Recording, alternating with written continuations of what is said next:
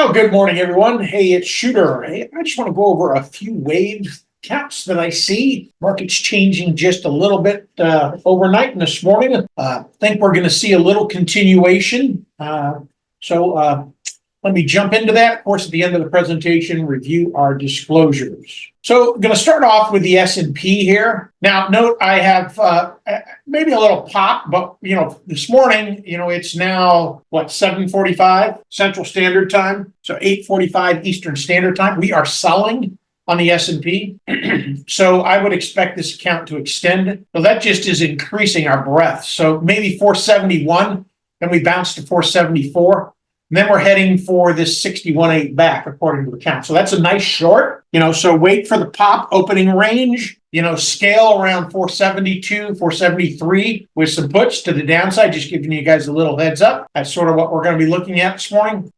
Now, NASDAQ's telling me it's just about done. However, we're pushing on the base of that candle. We could also extend on that. But I'd also like to note here, we sort of break down from this upper band, close below the 402.24. So the NASDAQ could catch the cold as well. Now, looking at the Dow, it pretty much is done here. It's not pushing on the lows like the SPY and the NASDAQ are this morning. So maybe we do get that pop to 374. Maybe it is relative strength today, but then we head down towards that 371. Now, that's not deep enough for me to chase, but I'd also like to make note where this breakdown is on this band as well, at 370.21. Realize 50% back for me is 356 down here. So we got quite a little ways to the downside. I don't know if you see the MO yet, but that's sort of the theme that I see this morning. Maybe we go a little lower. Now, the Russells, we don't really have a shot to, basically it's just buy the 183 puts. Actually, you could do 185 or 187s, and they'll probably work. Only thing is that we are not really confirming because it's a divergent lower low. So this is our first drive. This is our second drive.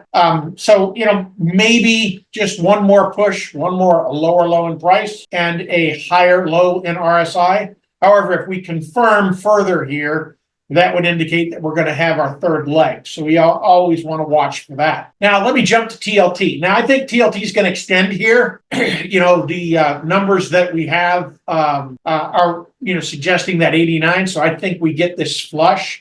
I was really surprised we didn't gap this morning. Let me say that. So that's my thought. Now, I would come in and move my stop down if you did take any shorts right to the base of that wick, 95.71.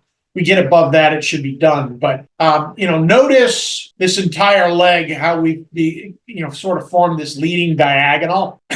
So this is going to become, I think, a very challenging market to be long treasuries. Now, then I wanted to jump over and cover emerging markets because, same look here for me too.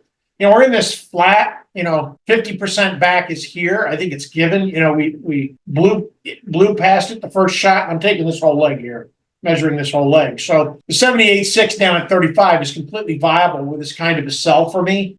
And when I come in and I drop in, just taking the top of our channel and measure it, what does it show me? It says, yeah, this could become a 5-wave and back test 29. So once we get a back test off of this, see where we bounce, because, I think there's a chance that emerging markets break down here, especially China with what's going on there. So, but that's what I wanted to address this morning, folks. Great trading. Until next time.